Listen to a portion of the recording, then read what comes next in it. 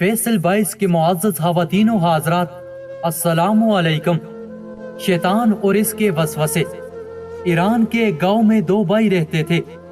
दोनों में बहुत ही ज्यादा मोहब्बत थी। लोग उनकी मोहब्बत और अहूवत की मिसालें दिया करते थे। बड़े भाई का नाम अब्दुल्ला और छोटे भाई का नाम अब्दुर्रहमान था। अब्दुल्ला शादीशुदा और 4 बच्चियों का बाप था, जबकि अब्दुर्रहमान गैर शादीशुदा था। दोनों बर्तन साजी का काम किया करते थे। अपने काम में बहुत माहिर थे। वो हर साल में 2 मरतबा अपने तैयार करदा बर्तनों को बेचने के लिए शहर ले जाते थे और वापसी पर अपनी जरूरियात जिंदगी की चीजें लाते थे। इस कारोबार से उन्हें मुतवक्किल आमदनी हासिल होती थी। हस्बे मामूल दोनों भाई बर्तन लेकर शहर की तरफ रवाना हो गए।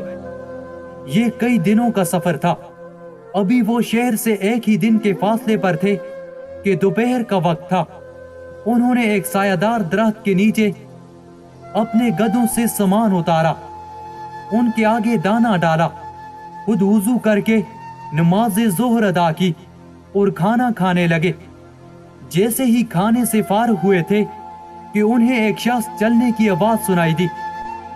जब उन्होंने देखा कि गर्दो गुबार में अटा हुआ एक शख्स उनकी जानब आ रहा है, उस शख्स ने करीब आकर कहा उसने उनके करीब आकर कहा, ए दोस्तों, क्या तुम्हें हम सफर की जरूरत है? तो बड़े भाई ने जवाब दिया, हम सफर की वजह से सफर आसान हो जाता है। वो अजनबी उनके पास बैठ गया और अपने मीठे लहजे में दोनों को अपना गर्विदा बना लिया। कुछ देर आराम के बाद सफर दोबारा शुरू हो गया। दौरान सफर अजनबी ने बड़े भाई को अकेले पाकर उससे हाल अहवाल दरियाफ्त किया और बातों बातों में पूछा कि सामान बेचने के बाद तुम भाई इस माल को बराबर तकसीम करते हो? जवाब में बड़े भाई ने कहा, जी हाँ, हम ऐसा ही करते हैं। तो अजनबी शख्स कहने लगा, देखो मियाँ, तुम बाल बच्चों वाले हो, तुम्हारा हक ज्यादा बनता है और मेहनत में भी तुम ज्यादा शामिल हो। छोटा तो अकेला होता है, क्या तुमने कभी इस पहलू से भी सोचा है? इस तरह अजनबी ने बड़े भाई के दिल में वसवसे पैदा कर दिए। उसने दिल में अहद कर लिया कि इस दफा वो ज्यादा हिस्सा लेगा। अजनबी ने किसी तरह मौका पाकर छोटे भाई से पूछा, क्या ये सामान बेचने के बाद तुम दोनों आपस में बराबर तकसीम करते हो? तो छोटे भाई ने भी हाँ में जवाब दिया कि हम ऐसा ही करते हैं। तो अजनबी शख्स ने उससे कहा कि मियाँ, तुम्हारी अभी शादी नहीं हुई, तुम्हें अभी घर भी बनाना है और आमदनी की तकसीम में तुम घाटे में रहते हो, काम काज भी ज्यादा करते हो।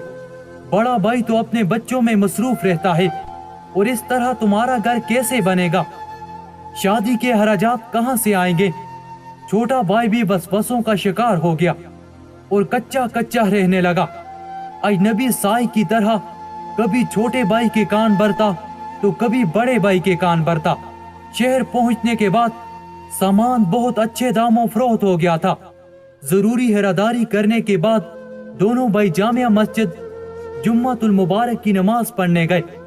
इमाम साहब ने खुतबा के दौरान सूरह नास की तशरीह फरमाई कि शैतान किस तरह इंसानी जहनों में वसवसे पैदा करता है और फरमाया कि अगर कोई भी आपसे कोई ऐसी बात करे जिससे आपस में फूट पड़े, बेइत्तेफाकी पैदा हो या उसकी बातों से हिरस जाग उठे, तो आप लोग फौरन वला हौला वला कुव्वता इल्ला बिल्लाहिल अलीय्यिल अज़ीम पढ़ें। इस तरह वो शैतानी वसवसा फौरन गायब हो जाएगा। दोनों भाइयों की समझ में बात आ गई थी। मस्जिद के बाहर उन दोनों भाइयों ने अपने दिलों को टटोला और एक दूसरे के बारे में गलत वसवसे पर फौरन वला हौला वला कुव्वता इल्ला बिल्लाह पढ़ा। अजनबी फौरन गायब हो गया। दोनों ने एक दूसरे को सब कुछ बता दिया और एक दूसरे से माफी भी मांग ली। उन्होंने एक दूसरे को दिल से माफ कर दिया और अल्लाह ताला का शुक्र अदा किया कि अल्लाह पाक ने इमाम साहब को उनकी रहनुमाई का जरिया बनाया। इसके बाद वो इमाम साहब की खिदमत में हाजिर हुए और उनका भी दिल से शुक्रिया अदा किया, क्योंकि उन्हीं की बदौलत शैतान की मकरो चाल से बच गए थे। मेरे दोस्तों, हम भी एक दूसरे के मुताल्लिक कैसी कैसी बातें करते हैं, एक दूसरे के मुताल्लिक वसवसे पैदा करते हैं, हालांकि ये गुनाह कबीरा है।